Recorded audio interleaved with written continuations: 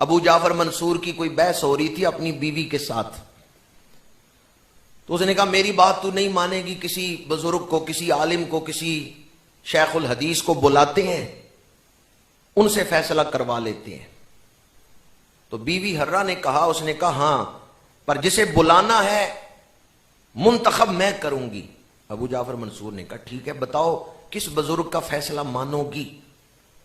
بیوی نے کہا میں امام اعظم ابو حنیفہ کا فیصلہ مانوں گی۔ امام اعظم ابو حنیفہ کو بلایا گیا، بادشاہ کے دربار میں آپ حاضر ہیں، تشریف لے گئے ہیں۔ بادشاہ کی بیوی پردے کے پیچھے ہے، بادشاہ بیٹھا ہے اور امام اعظم تشریف فرما ہے۔ بادشاہ نے کہا ایک مسئلہ پوچھنے کے لیے آپ کو تکلیف دی ہے، یہ بتائیں اسلام میں مرد کتنی شادیاں کر سکتا ہے؟ امام اعظم نے فرمایا 4۔ بیک وقت 4 نکاح جائز ہیں، ایک وقت میں 4 بیویاں مرد اپنے نکاح میں رکھ سکتا ہے۔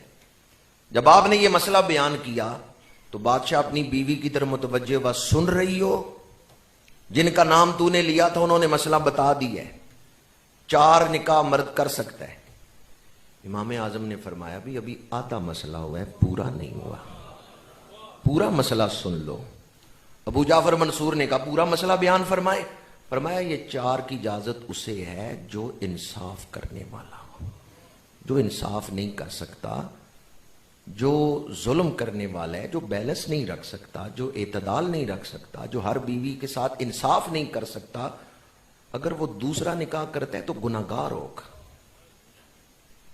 اگر وہ دوسرا نکاح کرتا ہے تو گناہگار ہوگا۔ بالعموم ہم کہتے ہیں نکاح کرنا سنت ہے، پر ہر حال میں نکاح کرنا سنت نہیں، کبھی واجب ہے، کبھی سنت ہے، اور کبھی ممنوع ہے، حرام ہے نکاح کرنا۔ جو آدمی نکاح کے حقوق ادا نہیں کر سکتا اس کے لیے نکاح کرنا منع ہے۔ جب امام اعظم نے پورا مسئلہ بیان کیا، بادشاہ نے سر جھکا لیا، خاموش ہو گیا۔ امام اعظم اٹھ کے تشریف لے آئے، بادشاہ کے سامنے پورا دین بیان کیا ہے۔ آج کل بعض لوگ آدھا ہی مسئلہ سنتے ہیں، بھی 4 جائز ہیں، 4 جائز ہیں، ہر حال میں 4 جائز ہیں؟ نہیں جائز۔ امام اعظم گھر تشریف لے آئے، شاگرد بیٹھے ہیں، آپ سبق پڑھا رہے ہیں۔ بادشاہ کی بیوی نے 50,000 درم کا تحفہ بھیجا ہے کہ آپ نے بادشاہ کے سامنے حق گوئی سے کام لیا ہے۔ جب بادشاہ کا اس بیوی کا غلام، ملکہ کا غلام آیا نا درموں والا تھیلا لے کے، یہ 50,000 درم آپ کے لیے تحفہ بھیجا ہے ملکہ نے، آپ نے فرمایا واپس لے جاؤ، میں نے مسئلہ بیان کیا اللہ کی رضا کے لیے۔ آپ نے واپس لوٹا دیے پیسے، فرمایا میں نے اللہ کی رضا کے لیے اللہ کی رضا کے لیے مسئلہ بیان کیا ہے، مال کے لیے نہیں بیان کیا۔ وہ حکمران جو بادشاہوں کے سامنے کلمہ حق کہنے والے، بادشاہ نے آپ کو بلایا، چیف جسٹس کا عہدہ خالی ہے، میں آپ کو نامینیٹ کرتا ہوں، آپ آج کے بعد قاضی القضات ہیں، چیف جسٹس ہیں۔ آپ نے فرمایا نہیں، یہ بھاری ذمہ داری میں نہیں اٹھا سکتا۔